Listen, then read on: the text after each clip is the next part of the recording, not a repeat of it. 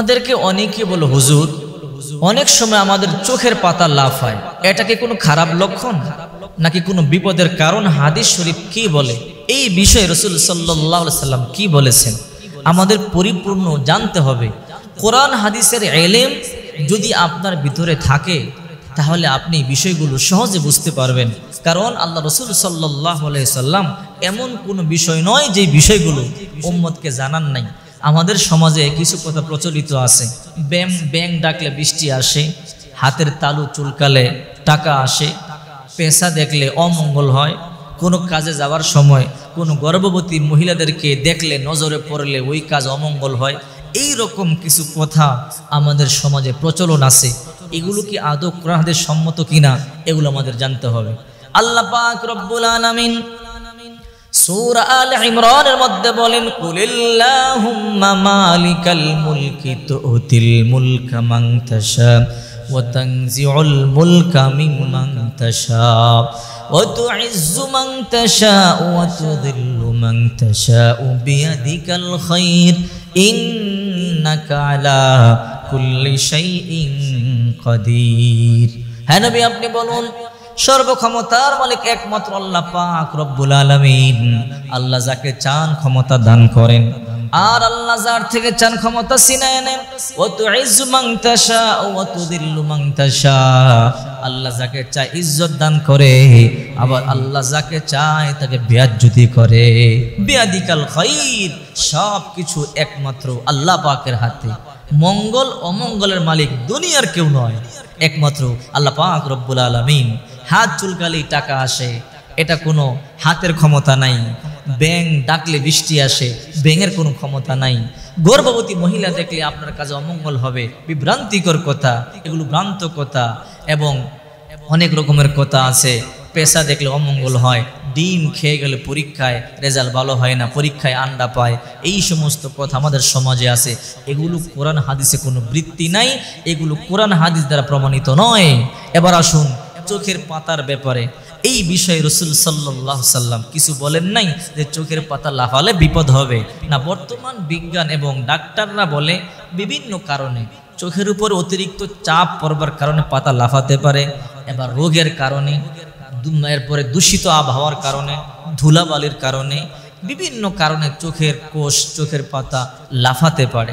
যদি আপনি এর থেকে আপনি পরিত্রাণ পেতে চান তাহলে চোখকে আপনি প্রেশার মুক্ত করতে হবে। অতিরিক্ত মোবাইল ইউজ ব্যবহার বাদ দিতে হবে, অতিরিক্ত কম্পিউটার ইউজ বাদ দিতে হবে, বেশি করে ঘুমাতে হবে, ধুলাবালি থেকে চশমার মাধ্যমে আপনার চোখকে হেফাজত করতে হবে, অতিরিক্ত আলো থেকে আপনার চোখকে হেফাজত করতে হবে। এই সমস্ত বিভিন্ন কারণে চোখের পাতা লাফাতে পারে।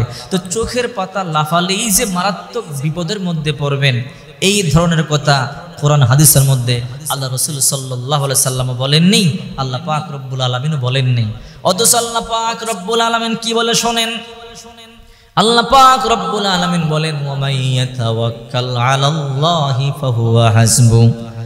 যারা আল্লাহর উপরে ভরসা করে, আল্লাহ আমার সব, আল্লাহ আমার রব, এই কথা বলে যখন কোনো বান্দা কোনো কাজ করে, আল্লাহ পাক রব্বুল আলামিন তার কাজে সহযোগিতা করে, ওই কাজে সফলতা হয়। আমার জীবনে আমি পরীক্ষার সময় বেশি বেশি ডিম খেতাম, আর আমার জীবনে আমি সবসময় পরীক্ষার মধ্যে ফার্স্ট হতাম। ডিম খেতাম, ডিম খেলে যদি আন্ডা পেতাম তাহলে আমি সবসময় পরীক্ষায় ফেল করতাম, অথচ আমি সবসময় ফার্স্ট হতাম। এই জন্য আমি আপনাদেরকে বলি, এগুলো কোনো কথা নয়, এগুলো আগেকার মানুষের মুরব্বীদের কথা, তারা বানিয়ে বানিয়ে বলতো। আগেকার কিছু মূর্খ মানুষ আছে, কিছু গণক ছিল, কিছু হিন্দু পণ্ডিত ছিল, তারা সমাজের মধ্যে এমন কিছু কথা চালু করে গেছে যে কারণে ওই কথাগুলো গ্রামের সহজ সরল মা বোনের এখনো মানতেছে। হিন্দুদের মধ্যে এই প্রথাগুলো বেশি দেখবেন। বৃষ্টি না হলে হিন্দুরা ব্যাঙের বিয়া দেয়, দেখছেন নি আপনারা? যখন বৃষ্টি হয় না ব্যাঙের বিয়ে দেয়, ব্যাঙের বিয়ে দিলেও বৃষ্টি হয়। এবার দেখেছি দিনাজপুরে 1 সপ্তাহ ধরে ব্যাঙের বিয়ে হচ্ছে, কিন্তু বৃষ্টি হচ্ছে না। ব্যাঙের বিয়ে হইলে যদি বৃষ্টি হইতো তাহলে তো বৃষ্টি আসতো, কই না। এগুলো আসলে একেবারে বিভ্রান্তিকর কথা, বানোয়াট মিথ্যা কথা। এই জন্য আল্লাহ পাক রব্বুল আলামিন বলেন, যদি তোমরা আমি আল্লাহর উপরে ভরসা করো, আমি আল্লাহ তোমাদের জন্য যথেষ্ট হয়ে যাই। এই জন্য আমাকে ভয় করো, তাকওয়া অবলম্বন করো। ওয়া মাইয়াত্তাকিল্লাহা ইয়াজআল লাহু মাখরাজা ওয়া ইয়ারযুকুহু মিন হাইসু লা ইয়াহতাসিব। আল্লাহ কি বলে শুনেন, ওয়া মাইয়াত্তাকিল্লাহা ইয়াজআল লাহু মাখরাজা, যে আমার উপরে ভরসা করবে, আমাকে ভয় করবে, তাকওয়া অবলম্বন করবে, আমাকে বিশ্বাস করবে, আমি আল্লাহ পাক রব্বুল আলামিন যত বিপদ আছে বিপদ থেকে বাঁচাবো। আর ইয়ারযুকুহু মিন হাইসু লা ইয়াহতাসিব, ও কল্পনাও করতে পারবে না আমি আল্লাহ এমন জায়গা থেকে তার জন্য রিজিকের ব্যবস্থা করে দেব।